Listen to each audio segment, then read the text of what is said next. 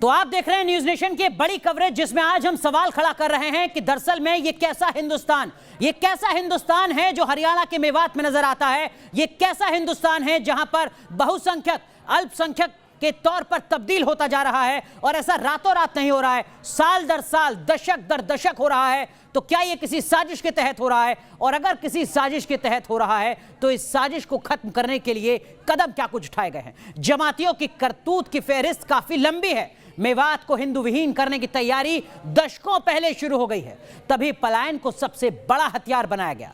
जमातियों ने पहले हिंदू गांव में मुसलमानों की तादाद बढ़ाई, उसके बाद धीरे धीरे साजिशन हिंदू परिवारों में संख्या बल दिखाकर डर पैदा किया, जिससे हिंदू परिवार जगह छोड़कर चले गए। और हुआ भी ठीक वैसे ही। आजादी के वक्त जहां इस इलाके में हिंदुओं की तादाद 35% से भी ज्यादा थी, जी हां 35% से ज्यादा, आज उसी इलाके में केवल 10 से 15% हिंदू बचे हैं।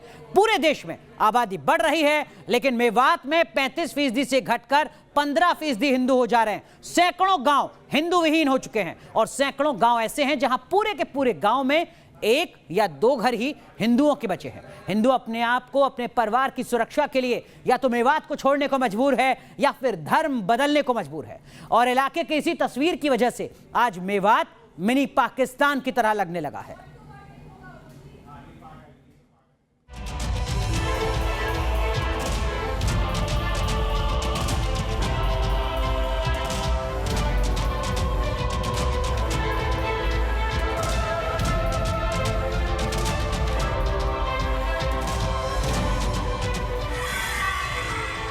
तबलीगी जमात का सबसे बड़ा गुनाह, जमातियों की सबसे बड़ी साजिश बेपर्दा। जमातियों ने बनाया हिंदुस्तान में पाकिस्तान। देश में कोरोना फैलाने वाले जमाती आखिर कोरोना फैलाने से पहले देश में क्या कर रहे थे, यह हकीकत न्यूज नेशन मेवात से ढूंढ कर लाया है। क्योंकि मेवात की फिजा में जमातियों के असली चेहरे बेनकाब हो जाते हैं।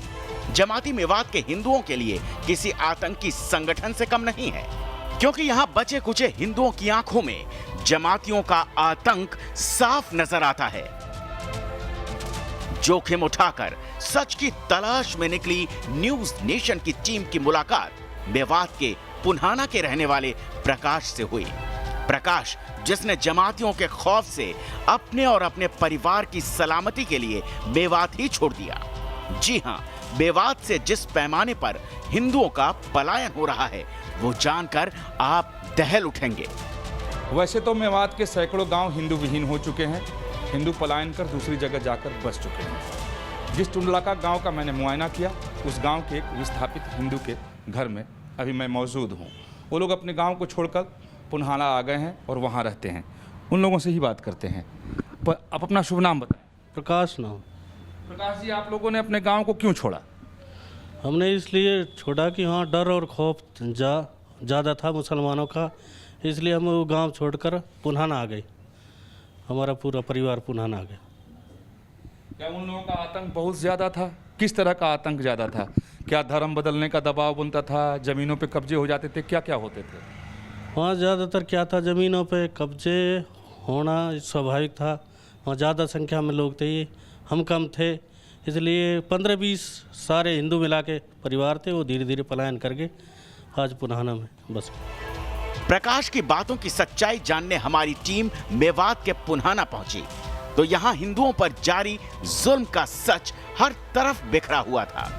1-2 घर नहीं, दर्जनों ऐसे घर हैं डुडौली में जो लोग छोड़कर जा चुके हैं। इस घर को देखिए, इसका रंग रोगन भी अभी नहीं उतरा है। दरवाजे खुले हुए हैं, खिड़कियां टूटी हुई हैं। इसके लोग जा चुके हैं, शहरों में जाकर बस गए हैं, अब गांव में आते भी नहीं। यहाँ के लोगों से जानकारी मिली, उसके मुताबिक 5 से 6 वर्ष पहले ये लोग गांव छोड़कर जा चुके हैं। चूँकि बहुत ज़्यादा खौफ में थे, लगातार इन्हें मुसलमानों की तरफ से धमकियाँ मिल रही थी। ठीक इसके बगल में नीचे, चूँकि ये पहाड़ी नुमा ये जगह है, एक घर है। यहाँ के लोग 15 साल पहले छोड़कर जा चुके हैं। जो घर पूरी तरीके से खंडहर में तब्दील हो चुका है। इसकी हम दीवार पे खड़े हैं। ये घर, ये 15 साल पहले ये लोग जा चुके हैं। टूटी चारपाई, टूटे खाट, सब कुछ पड़े हुए हैं। ठीक इसके सामने एक घर है जिसका दरवाज़ा दिखाई दे रहा है, झाड़ी ये साफ नहीं दिखाई दे रहा। वो लोग भी 10-15 साल पहले इसको छोड़कर जा चुके हैं। और यही हाल मेवात के सैकड़ों गांवों की है। लगातार पलायन हो रहा है, लोग गांव से छोड़कर शहर की ओर भाग रहे हैं कि कम से कम ज़मीन छूट जाए, अपनी जन्म धरती छूट जाए, लेकिन जान बच जाए। मेवात में घूमती हमारी टीम को पता चला कि यहाँ रहने वाले हिंदुओं को भगाने के लिए बाकायदा एक साजिश रची गई थी। उन्हें डराया गया, भय का माहौल बनाया गया।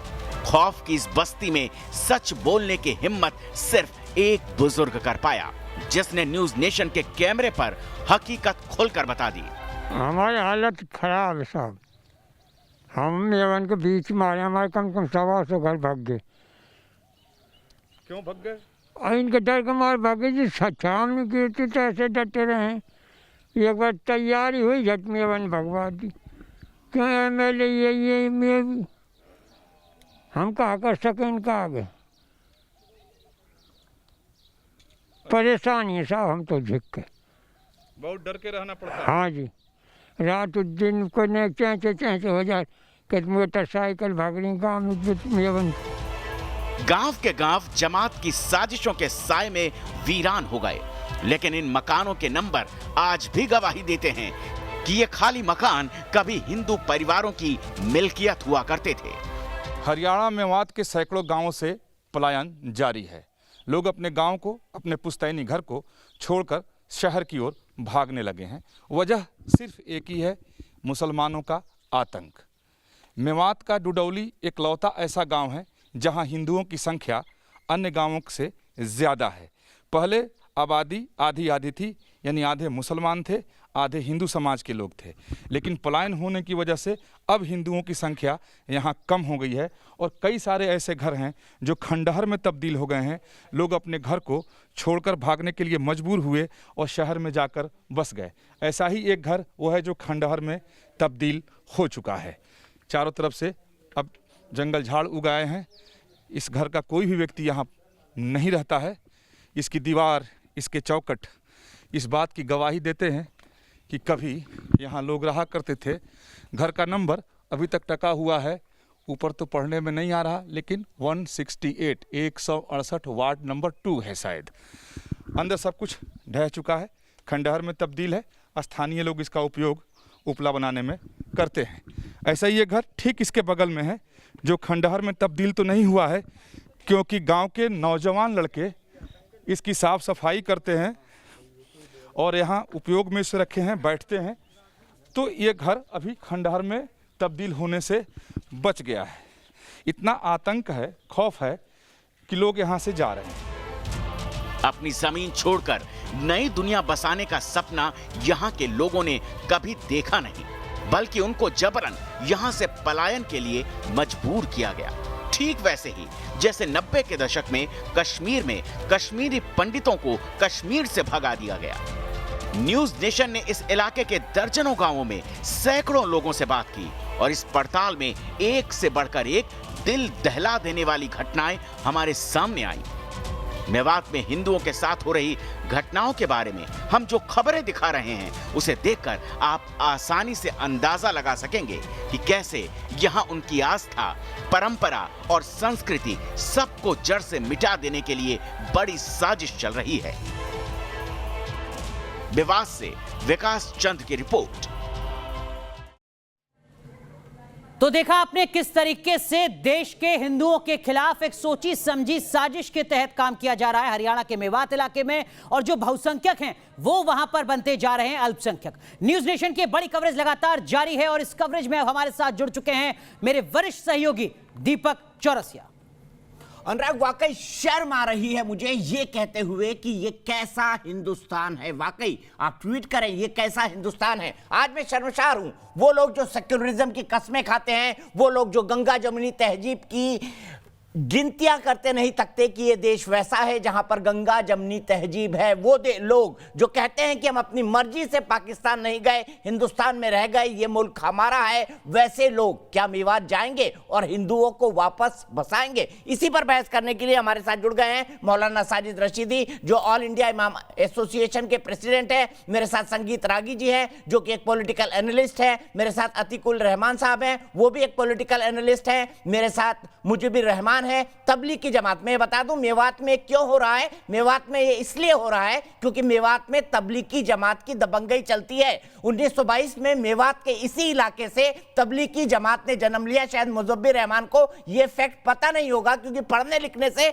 मुजब्बिर रहमान का दूर दूर तक कोई रिश्ता नहीं है। मेरे साथ पवन कुमार जी हैं, जो कि चेयरमैन है मेवात इंक्वायरी कमेटी के, और इन्होंने महसूस किया है वहां पर जाकर कि वाल्मीकि समाज के लोगों को वहां पर सिर्फ इसलिए रखा गया है क्योंकि वो साफ सफाई कर सके, मैला ढो सके। मेरे साथ विकास चंद्रा है, विकास ने इन्वेस्टिगेटिव रिपोर्ट की है। विकास, सबसे पहले एक संक्षेप जवाब आपसे चाहूंगा, कितने प्रतिशत हिंदुओं का पलायन हुआ है मेवात इलाके से और कहां कहां पर जाकर बसे हैं लोग? फिर मैं पवन कुमार जी के पास जाऊंगा।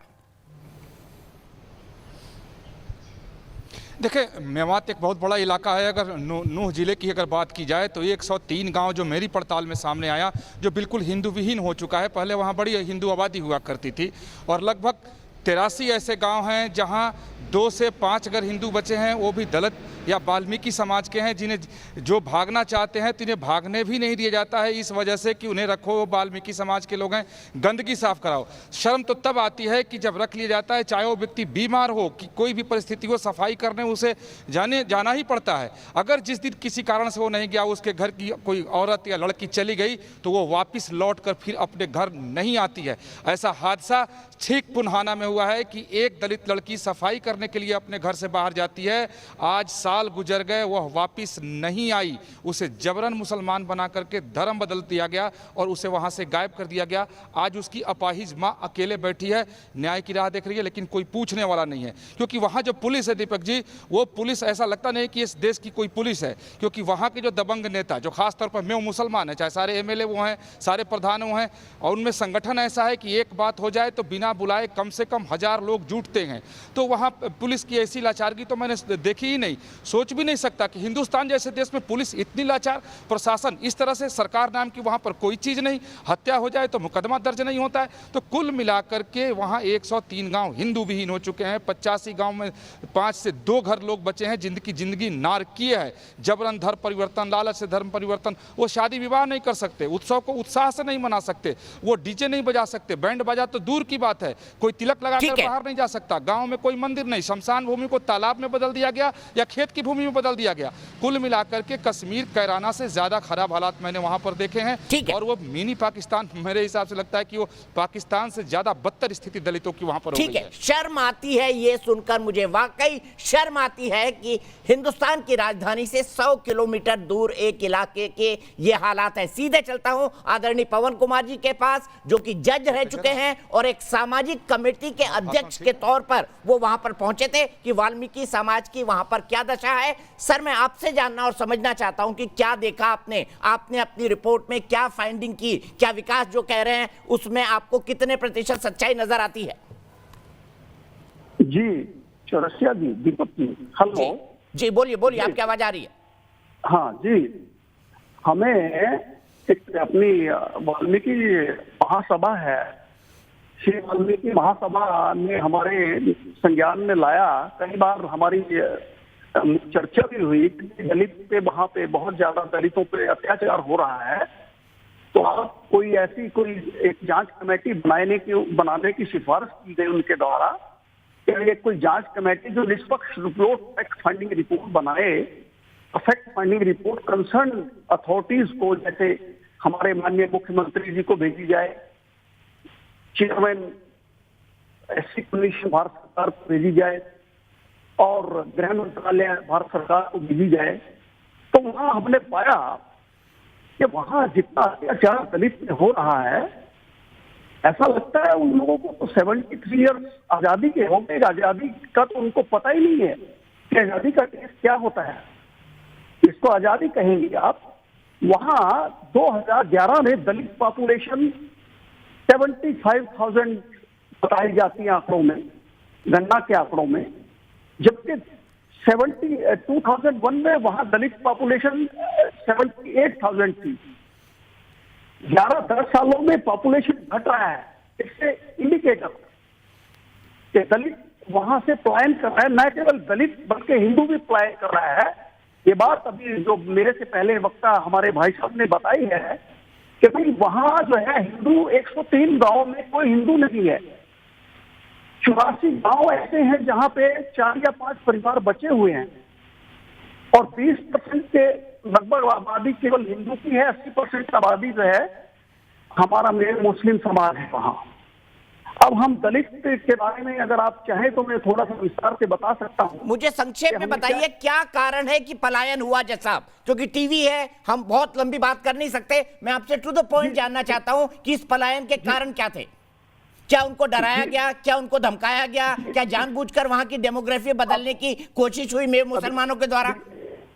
जी जी जी देखिए, किसी की बहन बेटी की अगर इज्जत, किसी का जीवन सुरक्षित ना हो तो वो क्या वहां रह पाएगा? हम अपने आप से पूछें। हमारे सामने एक घटना है फिरोजपुर नमक की।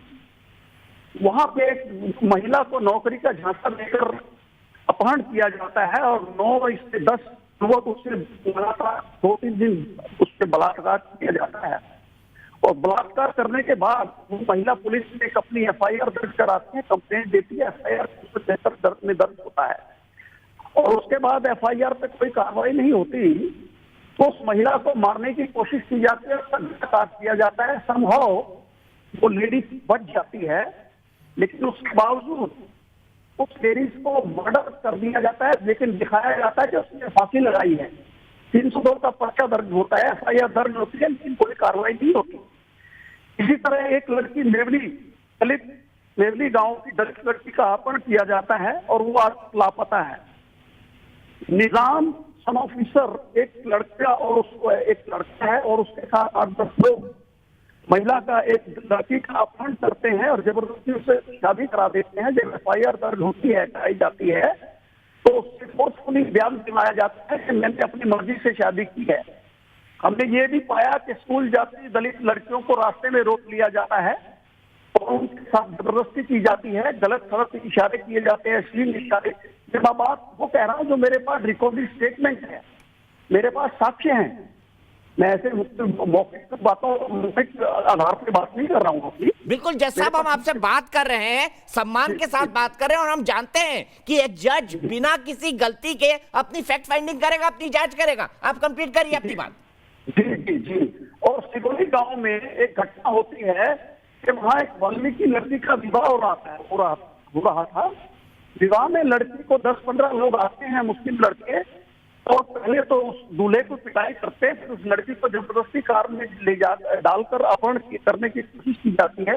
इसी तरह से कुछ युवक उसको बचा लेते हैं। लड़की को बिना फेरे पढ़े, बिना कोई रीति रिवाज किए, डर के मारे गाड़ी में बिठाकर भेज दिया जाता है। एक और घटना सामने आई कि जुनैद सन ऑफ घसेड़ा वहां पे 2 लड़कों की मां का अपहरण कर लेता है और उसको अनमैरिड बताकर उसका धर्मांतरण करके उससे शादी कर लेता है और उसके बाद उन 2 बच्चियों की मां को, उन 2 बच्चियों को भी व्हाट्सएप पे अश्लील मैसेज भेजता है और उनको भी कहता है कि तुम भी आ जाओ, तुम भी अपना धर्म परिवर्तन करो और हमारे साथ रहो। ठीक है जज साहब, घटनाएं जी जज साहब, मैं आपके पास फिर आऊंगा, लेकिन मेरे पास तबलीगी जमात के एक प्रवक्ता मौजूद है और 2 हमारे पॉलिटिकल एनालिस्ट मौजूद हैं। एक इमाम एसोसिएशन के अध्यक्ष हैं। मैं इनसे जानना चाहता हूं कब ये मेवात जाएंगे और गंगी जमनी तहजीब को वापस वहां पर स्टेब्लिश करेंगे। लेकिन मुजीबिर रहमान, मैं सबसे पहले आपके पास आता हूं। मुझे तो लगा था कि मौलाना साद, जिनका जन्म, जिनकी तबलीगी जमात का जन्म मेवात से हुआ, ये खाली कोरोना फैलाने वाले हैं, लेकिन जमात के लोग तो बलात्कारी और हत्यारे भी निकले। शर्म नहीं आती आपको इस जमात से जुड़े हुए? मैं दीपक जी आपको ये बता दूं, आप मुझे कुछ मत बताइए, ये बताइए कि शर्म आ रही है कि नहीं आपको? नहीं, जज साहब बोल रहे हैं, कोई और गहरा नहीं बोल रहा है, जज साहब बोल रहे हैं। बताइए शर्म आ रही है आपको? आप बोल रहे थे, मैं मुझे शर्म आपके ऊपर आ रही है, आपके जो आप जो नैरेटिव चला रहे हैं उसके ऊपर शर्म आ रही है। जज साहब की बात में बहुत गौर से सुन रहा था, लेकिन जब इन्होंने 103 गांव हिंदू विहीन हो गए। मेवात से क्यों तबलीगी जमात का जन्म हुआ, बताओ? मेवात से क्यों तबलीगी जमात का जन्म हुआ? क्या बलात्कार करने के लिए, क्या हत्या करने के लिए, क्या हिंदुओं को भगाने के लिए? जवाब दीजिए, ऊट पटांग बात मत करिएगा। मुझे बोलने क्यों नहीं देना चाहते आप? सवाल का जवाब दीजिए। आपको ऐसा क्या डर है कि मैं जब आपकी बात बहुत आराम से सुन रहा था, लेकिन जब इन्होंने वर्ड यूज करा मुस्लिम लड़के, तभी मैं समझ गया कि इनका इन्वेस्टिगेशन किस डायरेक्शन में जा रहा होगा और एक क्या माइंडसेट लेकर। अरे मुसलमान को मुसलमान नहीं तो हिंदू बोलेंगे क्या? उसके मुजफ्फर रहमान जमाती को जमाती बोलेंगे, मुसलमान को मुसलमान बोलेंगे। मुसलमान होने की आपने मत चुके बोला हो मुझे ले जाओ, मेरा बाप जबरदस्ती शादी कर रहा है, हर एंगल देखा जाएगा। ये जज है, मैं एक वकील हूँ, तो कितनी घटिया सोच है। मेरा बाप जबरदस्ती शादी कर रहा है, ये कह रहे हैं आप नेशनल टेलीविजन पर। ये आपकी मानसिकता को दर्शाता है, बीमार मानसिकता है आपकी। मुजफ्फर रहमान आपने कहा, बेटी कह रही है मेरा बाप जबरदस्ती शादी कर रहा है। संगीत रागी जी क्या कहेंगे इस मानसिकता पर, बताइए? बेटी कह रही है बाप से कि मेरी जबरदस्ती शादी हो रही है, मुझे ले जाओ, मुसलमान बना दो। संगीत रागी जी, क्या सोच है मुजफ्फर रहमान आपकी? रशीदी साहब और अतीकुर रहमान साहब शायद इस महान सोच के बारे में, गंगा जमुनी तहजीब की सोच के बारे में सुन रहे होंगे। संगीत रागी जी, 1 मिनट सिर्फ। देखिए दीपक जी, जो तबलीगी जमात का जन्म हुआ है, वो तबलीगी जमात का जन्म ही तथाकथित गंगा जमुनी तहजीब को खत्म करने के लिए किया गया है। दूसरी बात कि इस्लाम के मानने वाले का यदि पूरी वैश्विक पटल पर उनके मूवमेंट को देखेंगे तो ये कोई आपके लिए आश्चर्य का विषय होगा। इस्लाम और इनटॉलरेंस एक दूसरे का समानार्थी है। इस्लाम किसी दूसरे धर्म को टॉलरेट करता ही नहीं है, किसी को टॉलरेट नहीं करता है। और ये पैगंबर मोहम्मद साहब की यात्रा से ही शुरू होता है, और जितने भी 4 खलीफा थे वो चारों लोगों ने युद्ध किया है। जैसे राजा एक बैटल करता था, बैटल कर करके, और उनके सामने 2 ही विकल्प देता था, या तो आप इस्लाम स्वीकार करो या आप युद्ध के लिए तैयार हो, और युद्ध भी तब तक जब तक तुम्हारी मृत्यु नहीं हो जाए। इसलिए इस्लाम जानने की चीज नहीं है, इस्लाम विश्वास की है। यदि जो व्यक्ति इस्लाम में जाएगा, सबसे पहले उसको अपनी मस्तिष्क को मारना पड़ेगा, उसे जानने की प्रक्रिया बंद करनी पड़ेगी, क्योंकि वो तो कहता है कि कंप्लीट वे जो है वो हमको दे दिया गया है, पैगंबर साहब ने हमको दे दिया गया है। उससे दाढ़ी कितनी लंबी होनी चाहिए, तबलीगियों का तो ये भी है कि दाढ़ी की लंबी कितनी होनी चाहिए, ये भी शरीयत में दिया हुआ है। टखने से ऊपर पैजामा पहनना है, ये भी दिया हुआ है। कच्छा कितना लंबा होना चाहिए, संगीत रागी जी उसकी बात करिए। आप जो जानते हैं उसकी बात करिए, जो आप नहीं जानते क्यों गुजरे हैं। कच्छा कितना लंबा होना चाहिए? ठीक है, मैं ब्रेक पे रुक रहा हूँ। अरे मुजफ्फर रहमान, अपने दिमाग को थोड़ा ठीक कर लो। संघ वालों ने कच्छा पहनना बंद कर दिया है, 2 साल पहले कच्छा पहनना बंद कर दिया है, फुल पैंट पहनते हैं। मुजफ्फर रहमान, थोड़ी जानकारी रखा करो। संघ वाले भी फुल पैंट पहनने लग गए हैं, लेकिन आपकी अकल जो है वो 18वीं शताब्दी की है, उससे आगे नहीं जाएगी। मैं कहूंगा 14वीं शताब्दी की। एक ब्रेक के लिए रुकूंगा, खुलासे हमारे और भी हो रहे हैं। जज साहब ने बताया, पवन कुमार जी ने, कि वाल्मीकि समाज की लड़कियों को उठा लिया जाता है, बलात्कार किया जाता है, जबरन धर्म परिवर्तन कराया जाता है। मैं जानना चाहता हूं रशीदी और अतीकुर रहमान साहब से, जो दलित मुस्लिम एकता के नाम पर इतने बड़े बड़े झंडे गाड़ते, कहां गए वो? ब्रेक के बाद